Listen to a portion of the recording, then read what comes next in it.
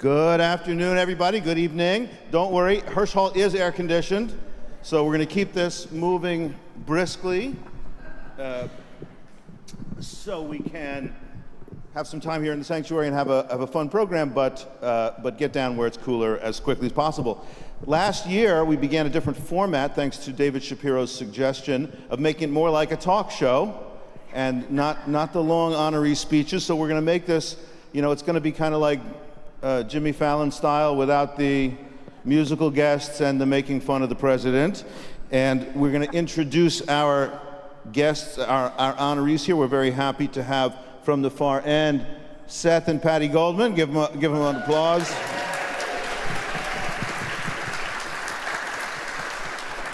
Marge Goldwater.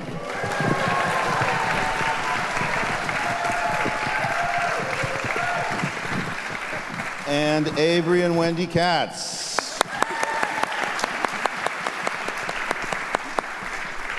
So we're going to interview these guys for a little bit and get to know them a little bit better. And so each of them is invited to respond. And of course, if anybody doesn't want to respond, they can pass.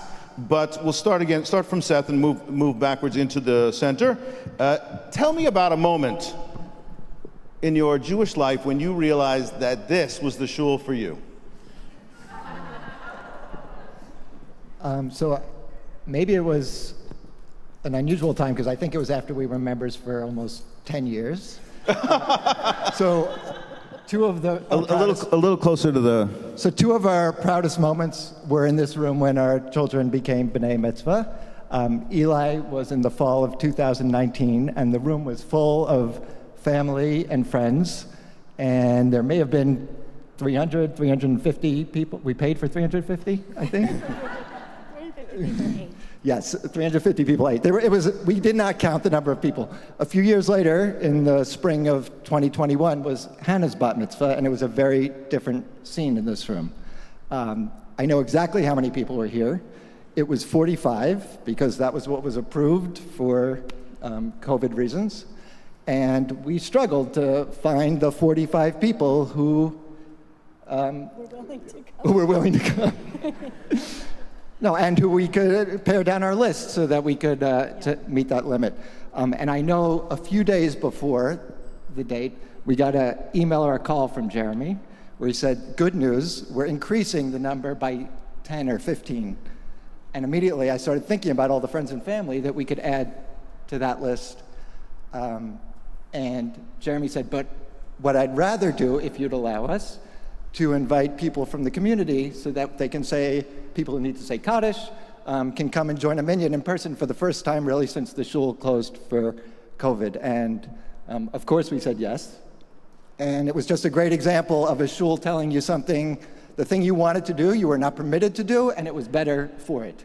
And I think that was probably the moment. I remember an awesome kiddush on the roof that spring day. The weather cooperated for us, and we had Eli's was one of the last ones before the pandemic, and Hannah's was up on that lovely day in the roof. Patty, you want to add something about that? Anything? So, one thing that, I don't know if this will sound strange to people, but before we had gone shul shopping and looking, we had been on a trip, we had gone to Budapest, and when you go to Budapest, one of the things you see is the Doheny Synagogue, which is this beautiful, massive space that used to have thousands and thousands of people davening, and now it's just empty. And so coming to a place like this that is so massive and so strong and has such a strong, vibrant, living Jewish community is just very powerful to me. Marge, you've been here for a while. Tell us when you knew that Ansche Chesed was the place for you. When I was in graduate school in LA in the mid-'70s, I davened and a minyan with Riv Ellen Prell, who's here today from Minneapolis, Fred Bogan was there, and then Rivy, when I left Minneapolis, where she had moved and I had moved, said, you might try Minyan Ma'at. And when I went there the first time, I saw Fred Bogan, and I thought, I've come to the right place. Mm-hmm. This is my East Coast community, and ever since, it's been 30 plus years. You are a wonderful you are a wonderful New York Jew, as Marge will always say. I grew up in the Fünfstädtlach, the Five Towns. Wendy. Well, this is only my second shul that I've been a part of. When Avery and I moved here, we had been part of Adat Shalom in Washington, D.C., and we were looking for shuls here, and we brought our very young kids for Tot Shabbats, and it was such a warm community. And then I think one really important moment was I think probably the second time I ever met you, Jeremy, and you were kind of, you were going through with the Torah. It was during putting away the Torah. Putting away the Torah, and you stopped and said, "Oh, I met your sister the other day," and I thought, wow, this guy really knows people and remembers people, and that meant a lot to me. It's a low bar, but I try to, yeah. Oh, I mean, she's not a member of the shul, I should say. She lives in Queens. Yeah. Use the mic. Yeah, I mean, I was gonna say the same moment. I remember another time we were shopping around. We had. We hadn't lived in the Upper West Side before, and it was sort of like choosing a synagogue. We knew we wanted to choose a synagogue, but it was sort of kind of like, I guess what it must be like for a Soviet emigre to come to the United States and go to a supermarket for the first time, and there's just too much to choose. So we shopped around a lot, and I think one week when Wendy was not there, you were still training in your classes, and those were on Shabbat. And so I came with Basha, who was about 2. And we decided to try out West Side Minyan, and I think Miriam Shulevitz was running it a lot, and at that time. And my daughter and I got called up for an aliyah, and Marion called out my Hebrew name, and then she said, Ubi To. And so Basha got the aliyah too, and I said, okay, this is a place that has the kind of warmth that we appreciate. There's a common element between what Avery just said and what Marge said. You knew Riv Ellen and Fred, and she found Fred here. So when Avery mentioned Marion Shulevitz, they are both Shaarei Tzedek people from Detroit from back in the day, and Sheldon Lewis too. It's a part of the interlocking Jewish communities. Well, more than that, my parents bought the house that I grew up in from Bill and Marion. Oh my gosh, that's intense.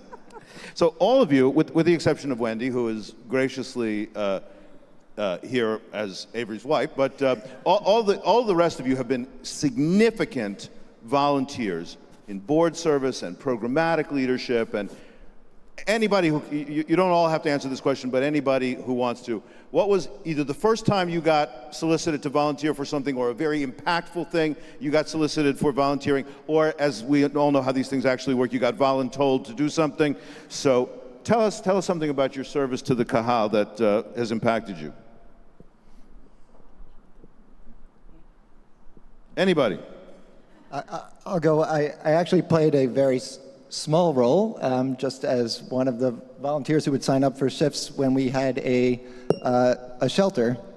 And I know there were people who volunteered much more than I did. There were people who organized it, who managed it. But just showing up for a shift and being part of a community that was able to keep a shelter running 365 days a year for so many years. And are we allowed to talk about it coming? We are. And soon, sometime later this year, we will actually resume it. It got shut down for COVID, and now we'll be back running a shelter. We do hope that the shelter will resume in the fall, yes. And Seth's superpower is sleeping, so it's like the perfect job for him. And for me, it was being a greeter was my first job, because I didn't grow up with a Jewish education, so davening can be challenging for me, but I know I can say hi to people and hand them a book. So I've been doing that and loving it. And that was my first job. I started out as a Kiddush coordinator at Ma'ad. There's nothing without Kiddush. There's no show without Kiddush. Back in the days when there were telephone trees and no internet. Yeah, I don't know how anybody did this job without email, but somebody must have. Katz's, anything you want to say? Avery's been the treasurer of the shul. I was the treasurer. I was the treasurer. I think the first I think the first time that I felt invited to participate was I showed up on Shavuot, and Tony Zak came up to me and said, "How's your back?" And I thought I had a couple of years ago I had some minor surgery, and I thought, how did he know about that? And I said, "It's good, it's better, I'm all healed." And he said, "Great, you want to lift the Torah?" Yeah, and so that was that I got pulled in, and then I stayed in. One more question, then I'll go to something. One more question for the group, and then I'll go to something a little bit more directed to each of you. What's something that you wish people knew about the shul? If you could get the word out, what's something that you would like the community to know about Ansche Chesed? Anyone volunteer? Wendy, all right. Well, if you have kids, there are a lot of secret passageways here, and the kids love to run around in them. So it's very enticing. Well, I think it's an exceptionally warm community. Especially right now.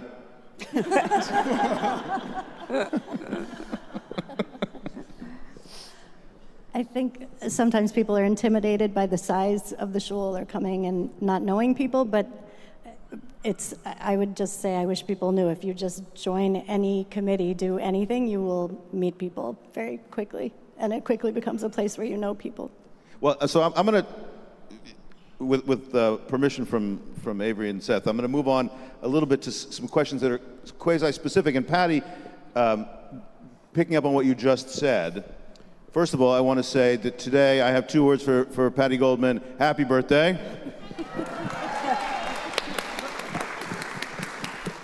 Second of all, you may or may not know that in her professional life, Patty is with the Ad Council and helps the community learn about stuff and public service announcements and communications. And so, Patty, if you were doing a PSA for Ansche Chesed, or writing a billboard, or wanted to get some sort of communication, what would you put on the billboard? So a good billboard only has 7 words or less, so it's very limited.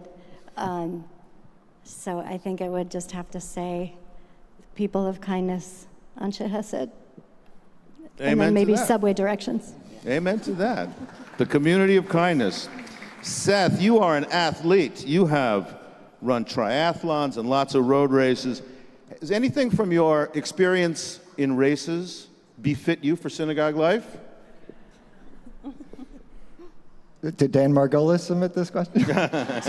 so, like 4 or 5 years ago, Dan Margolis and I did a triathlon.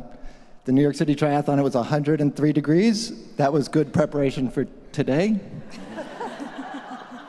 Maybe not for volunteering, but Dan also a few years before that dragged me on a obstacle race that he likes to do, where in addition to running, you're climbing and crawling and getting really dirty. And when I first joined the board, I think I was on the board for 2 weeks. Amy may have just started working a week before that, and we got the call saying that the air conditioning in the newly renovated space downstairs wasn't working. And we were supposed to go inspect the equipment. Now, the equipment is in that corner of the roof. So not the nice roof where the sukkah and the playground are, but right over there. And the way to get there is you exit the building in that corner, and then you have to get over the vault ceiling. And there's a lot of climbing and hanging and getting dirty. So I think that was good preparation. That is brilliant. So That is scary. I have not done any triathlons, but I did a couple of half marathons, and all I said to myself was, just don't stop. Just don't stop. And that would definitely be a good piece of info, or a good piece of advice. All right, coming down the row, Marge Goldwater, you are widely known, as it is perfectly evident to anybody here right now, as the best dressed woman in Minyan Ma'at. As you think about the vast sweep of our people's history, who is the model for your style? Well, I would say the great sage Rabbi Charles Lomans.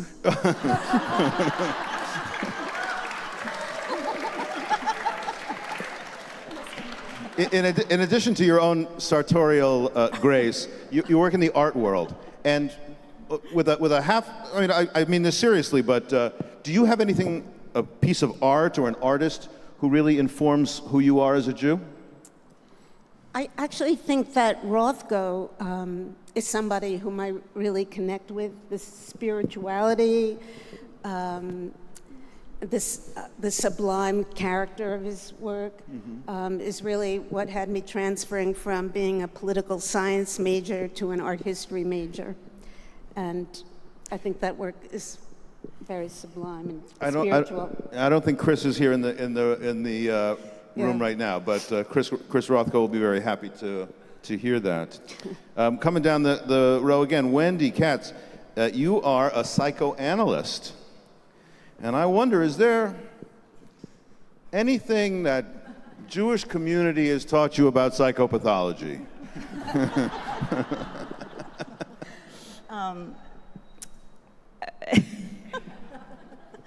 Well, actually, I mean, honestly, I don't know how to answer that, but I think this community is actually much less pathological than many other communities that are that are not Jewish communities. That is a low bar, but we will try and clear that. And to ask a more conceptual question, Avery is a professor of contract law at Columbia Law School. He's well known. Avery first came to my attention in his paper in the 90s, The Economics of Promissory Estoppel in Preliminary Negotiations, which I'm sure is familiar to most of us in the room, and the strategic structure of offer and acceptance game theory in the laws of contract formation. Who could forget it? I wonder if this is a religion that has a lot of law in it, a lot of covenant in it. Is there something from your professional life that shapes you as a practicing Jew? Well, I think the key thing so I teach contract law, and I think the key thing about contract law is that for the most part, it only matters if you choose it. Only matters if you choose it. So, and I think that's, and so I tell my students, pay very close attention that you choose well and that you advise your clients to choose well. And I think that I'm somewhat selective about which of the rules I personally follow, but I do try to choose well. And I think one thing that I really like about this community is Mike is that the community thinks well and thoughtfully about what aspects of Jewish law we follow and why we follow them. And I could not ask for more. I think that's an absolutely awesome answer. Orthodox people, when they polemicize against conservative Judaism, they say, you pick and choose. And I think that picking and choosing is the only moral way to live. You have limited efforts, you have limited energy, you have limited capacity, you have limited resources. So choosing well is a very, very central part of my own religious life. Let's have a little humor, shall we, on these dark times. There's a dark time in the world. Obviously, it seems a little awkward even to be celebrating in the midst of so much upheaval. And I'm reminded, Shimon Huberband, you can only go so long without talking about the Holocaust. So Shimon Huberband lived in the Warsaw Ghetto, and he was a chronicler and part of the famous Oneg Shabbos archives. And among the things he did was collect ghetto jokes. The jokes that people told in the ghetto to help them get through. So one of those jokes, which seems particularly appropriate today, is 625 days of this ongoing darkness. In Israel, it's already 626. As I say in the morning minyan, there's an app that gives you the dates, and they count them in the style of the Omer. Hayom 626 yom, to 626 days, shehem shana achat shmona chodashim v'sheshes yamim b'choshech. That's 1 year, 8 months, and 16 days of this darkness. So Shimon Huberband said in the Warsaw Ghetto, they told this joke to help themselves get through the day. God forbid that this war will last as long as the Jewish capacity to endure suffering. And a little bit lighter joke. You know, this is in the rabbinate, it can be hard to get people to come to shul. I was once talking to somebody, I said, listen, I don't come to shul very often. Frankly, it's just a little boring and repetitive. Every time I come, you start with the same song. Kol Nidre. Shake it up once in a while. Oh my gosh, you guys have raised, we've raised kids here. Wendy and Avery raised up Basha and Margalit here. We don't often talk about these things, but it's true. Sometimes you have a favorite child. Avery, what's your favorite kid? I would say my favorite kid is Chad Gadya.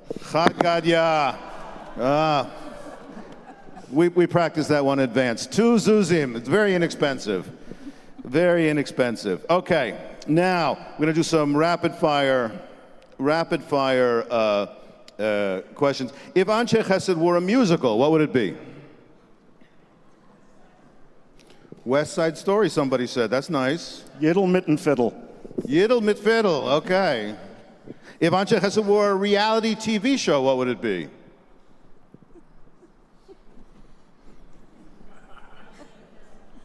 You guys don't watch reality TV shows? I also don't watch reality.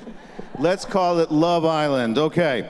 The theme of our dinner tonight is the Shivat Haminim, the 7 species of Eretz Yisrael: wheat and barley, pomegranates, figs, dates, grapes, and olive oil. If you were one of the 7 species, what would you be? I can do this one. I would be olives because it takes a lot to get them presentable and palatable. And then even once it's palatable, not everybody likes it.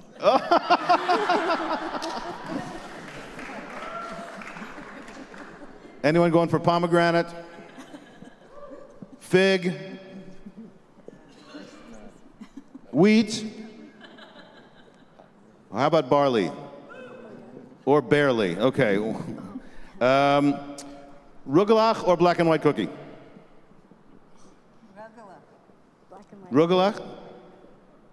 I think is it a trick question? No. What do you prefer, rugelach or black and white cookie? I think a par of black and white cookie is better than par of rugelach, but nothing's better than dairy rugelach. I picked kichel. Kichel, okay. And on that note, what defines a really great kiddush?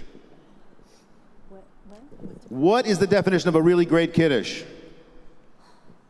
No nudniks. No nudniks. That's never happened. Never once happened. Favorite Upper West Side Sunday brunch spot? I mean, Nice Matin is very good. Say again? Nice Matin. Okay. 79th 79th Street. Take out from Zabar's. Take out from Zabar's.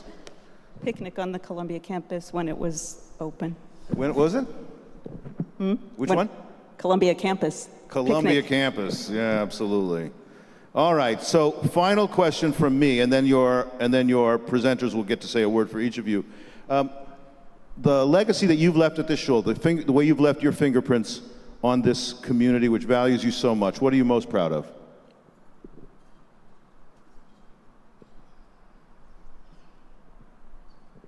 Your modesty becomes you, but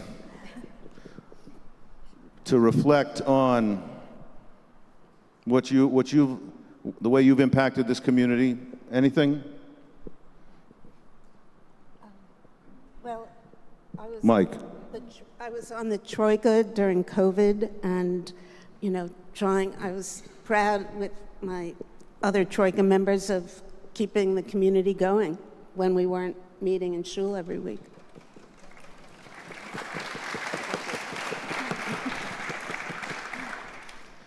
Anything else? I guess I'm kind of proud of running this event for a few years. Yeah. And I love that I was able to leave a template that included my favorite caterer and my favorite florist, so that's nice.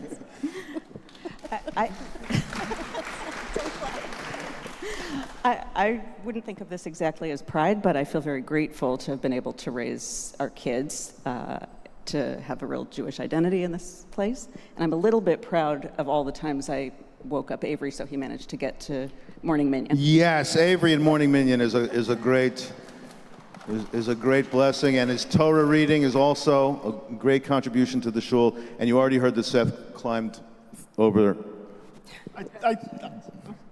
I think probably what means the most to me is when on the occasions, when I show up at Morning Minyan and I'm the 10th one. We are grateful for that, to be the 10th one in the Minyan. And Seth is tremendous leadership in the building committee and on the board. Such as when he climbed through the catwalk up there, we're very grateful for that. Okay, each of you is going to have somebody present you with a gift, and so I'm going to begin by inviting Luciana Letterman to speak on behalf of Patty and Seth. Oh, Dan Margolis instead. The understudy for Luciana Letterman.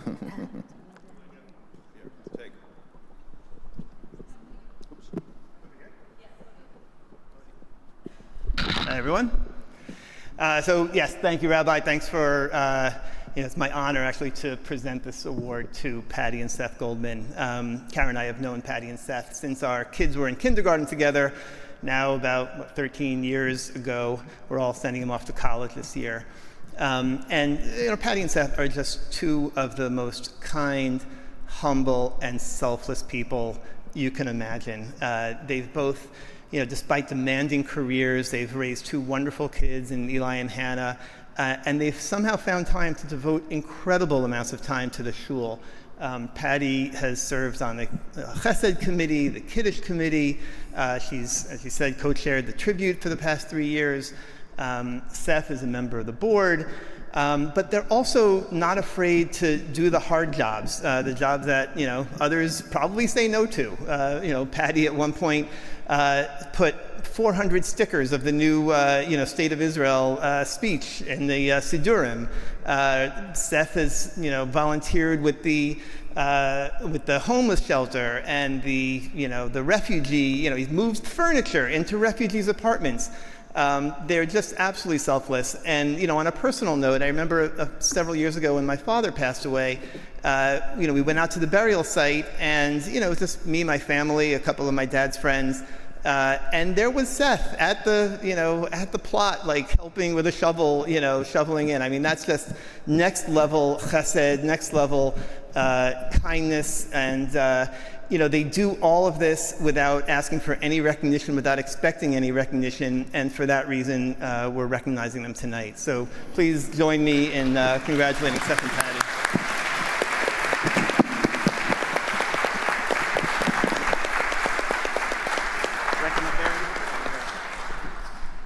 All right, I'd like to invite Barry Holtz to say a word in honor of Marge Goldwater.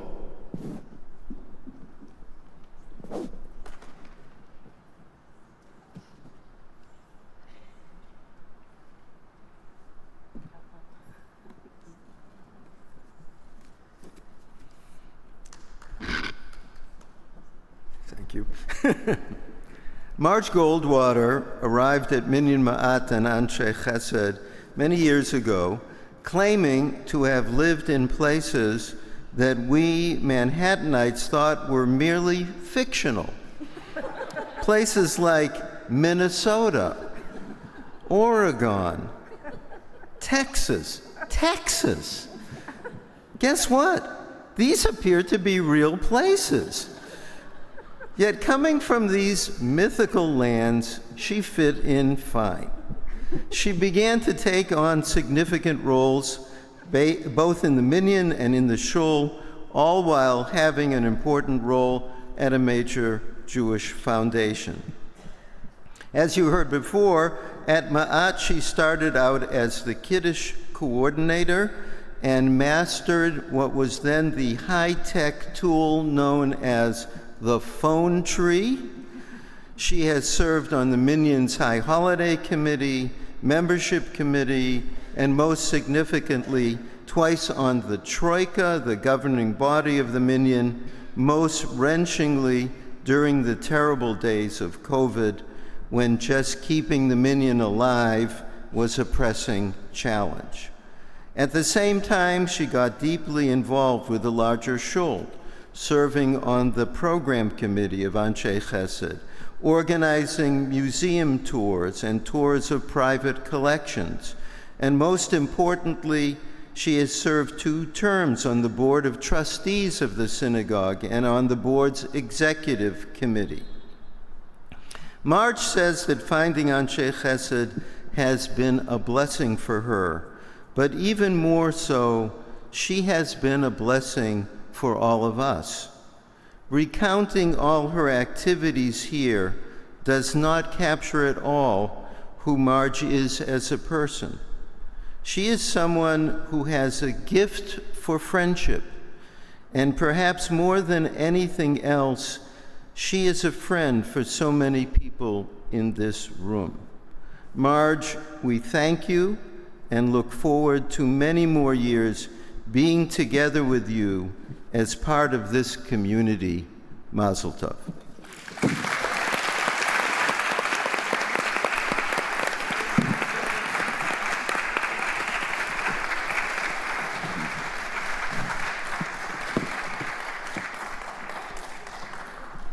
And for Avery and Wendy, this is a family affair because Wendy's Aunt Terry Zisowitz is also a member of the shul, and so I'll invite Terry to say a few words in honor of her niece and nephew.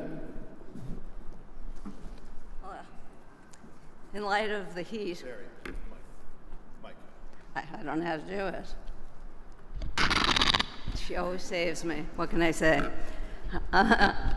I have an incredible pleasure of presenting this award to my niece and her husband for all, in recognition of all the many, many things they do for Ansche Chesed. And since the rabbi has mentioned that their family, and also for our family, keeping Jewish tradition alive for our family by hosting every single holiday meal for all these years. And if you haven't had a meal cooked by Wendy and Avery, you haven't had a good holiday meal. They're amazing. But getting down to a little more of what they do specifically for the shul, Avery, I'm trying to be short, but he's done so much it's a little difficult. Avery's been a member of the Board of Trustees, and he served as our treasurer during those horrible days of the pandemic, helping to keep the shul alive. He also served during the Rav Chesed campaign. Avery's expertise and dedication are really and truly invaluable to this community. He continues to be a very, very active member of the Finance Committee. And if this isn't all enough, he frequently lanes during the sanctuary service, and as Wendy pointed out, due to the fact that she wakes him up, he's also a regular attendee at Morning Minyan. Wendy has given her time to the Ansche Chesed homeless shelter and to a refugee assistance program. She's a person of loving kindness and doing her part to improve the lives of others. In addition to the fact that they have very demanding careers, they brought up 2 absolutely incredibly wonderful children. I may have a bias. They have found this time to devote to the community. They're long-term members of the congregation. Both of their children had their bat mitzvah here after attending the Hebrew school here. On a personal level, I am very, very grateful to Wendy and Avery for introducing me to Ansche Chesed and encouraging me to join the congregation. Honestly, and I'm not biased by any relationship, I can't think of 2 people more worthy of being honored for their commitment to Ansche Chesed than Wendy and Avery. So on behalf of a very grateful community, thank you, Wendy and Avery, and congratulations. And I love you both.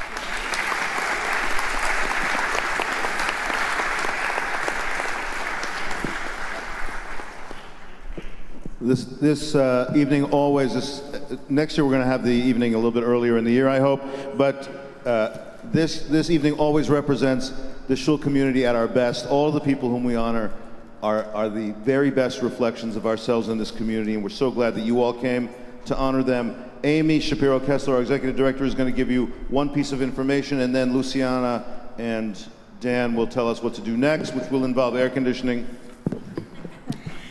So yes, Amy Shapiro-Kessler, Executive Director at Ansche Chesed, and thank you all so much for joining us and bearing with us in this heat.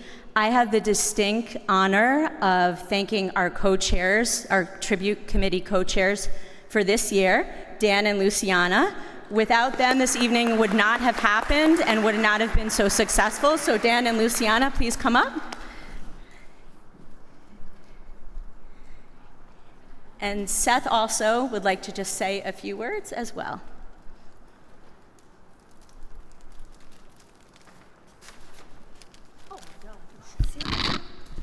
So I just want to say quickly that Dan mentioned that our kids have been in school together for 13 years, you said? So towards the beginning of that time, I, along with a few others, ran a camping trip that the kids and their parents would go on. And we would ask, to help program the weekend, we would ask parents to volunteer to run an event or an activity. And when you ask parents who are about to spend a weekend in the woods with 75 8-year-olds, you don't get a lot of response. But I know that Luciana signed up one year to lead services for the kids on a Shabbat morning, and Dan led a fitness workout session for adults. And I guess the point isn't that Dan can do more pull-ups than anyone in the room, or Luciana is a brilliant teacher and rabbi, but that when you ask for people to volunteer for things, they step up, as I'm sure they did when they were asked tonight, and we're all very grateful.